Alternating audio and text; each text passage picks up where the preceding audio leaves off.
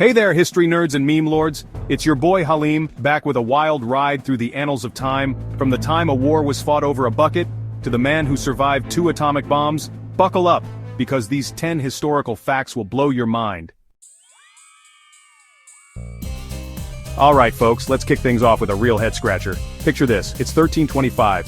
You've got 2 powerful Italian cities, Modena and Bologna, locked in a bitter rivalry. Modenese soldiers decided to steal a bucket from Bologna's central well. This wasn't just any bucket, it was a symbol of their civic pride. Naturally, Bologna demanded it back. But Modena refused. And just like that, a full-blown war erupted over a stolen bucket. We're talking 30,000 soldiers clashing on the battlefield, all in the name of a wooden bucket. The kicker? Modena won and still has the bucket on display in a museum. Talk about a souvenir. So next time you're tempted to start a fight over something trivial, just remember the War of the Bucket. Okay, history buffs, prepare to have your minds officially blown. We're talking about Napoleon Bonaparte, brilliant military strategist, Emperor of France, and... wait for it. The victim of a ferocious bunny attack.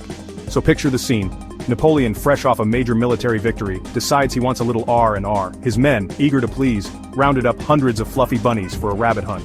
But then, the unexpected happens. Instead of scattering in fear, the bunnies charged Napoleon and his men. Turns out the handlers had accidentally purchased tame farm rabbits instead of wild hares. So, instead of the thrill of the hunt, Napoleon got a face full of fluff and a story for the history books. Napoleon, likely bewildered and maybe a little embarrassed, retreated from the bunny onslaught. The rabbits? They hopped off into the sunset, victorious, proving that even emperors aren't safe from the cuteness that is a bunny army.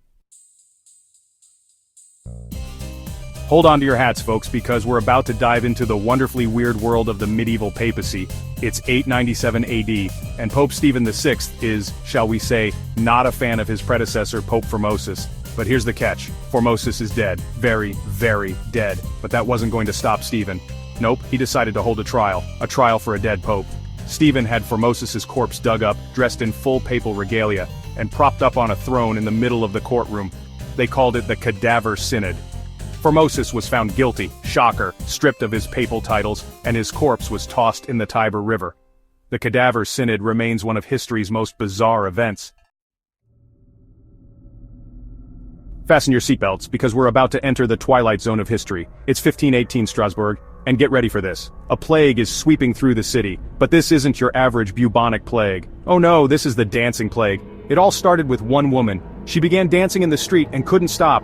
Days turned into nights, and still, she danced. Soon others joined her, compelled by some unseen force to move their feet. Within weeks, hundreds of people were caught in the grip of this bizarre, uncontrollable dancing frenzy. People danced until they collapsed from exhaustion, suffering heart attacks, strokes, and even death. The authorities, baffled by the whole thing, tried everything to stop it. Theories range from ergot poisoning, a fungus that can cause hallucinations, to mass hysteria. Whatever the cause, the dancing plague of 1518 remains one of history's most baffling and unsettling events. Alright, time for a quick one, literally. We're talking about the Anglo-Zanzibar War of 1896. And you know what's really wild about this war? It lasted a grand total of 38 minutes. So, what happened?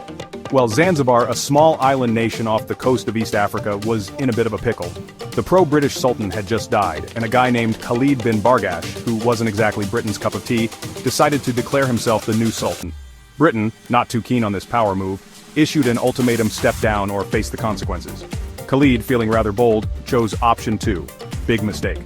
At 9 a.m. on August 27th, the British warships opened fire on the Sultan's palace. 38 minutes later, the palace was a smoldering ruin. The Sultan had fled and Zanzibar waved the white flag.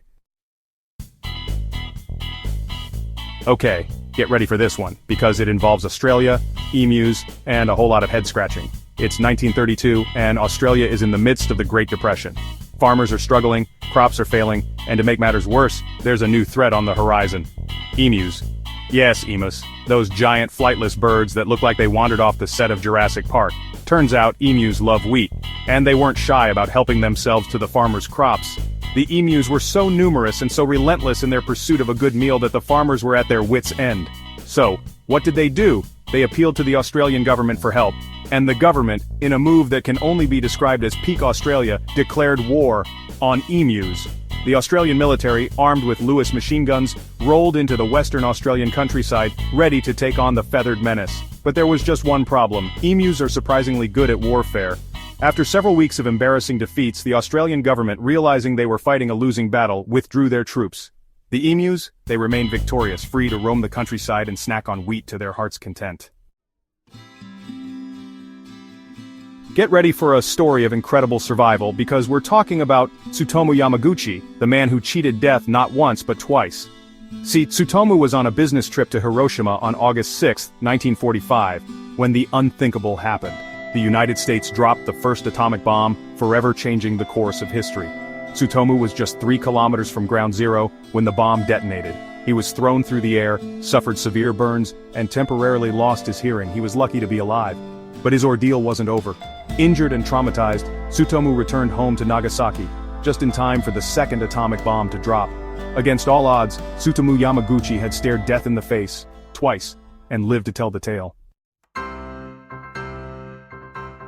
Alright, time for a little mind-bending history lesson. When you think of Cleopatra, you probably picture ancient Egypt, pyramids, hieroglyphics, the whole shebang, right? Well, prepare to have your perception of time completely shattered. Cleopatra, the last active ruler of the Ptolemaic Kingdom of Egypt, lived from 69 to 30 BC. The Great Pyramid of Giza, on the other hand, was completed around 2560 BC. Do the math, and you'll realize that Cleopatra lived closer to the invention of the iPhone than she did to the construction of the pyramids. It's a mind-blowing reminder of just how vast and complex human history truly is. So the next time you're marveling at the age of the pyramids, remember that Cleopatra, the iconic queen of ancient Egypt, was closer to ordering an Uber Eats than she was to witnessing their construction.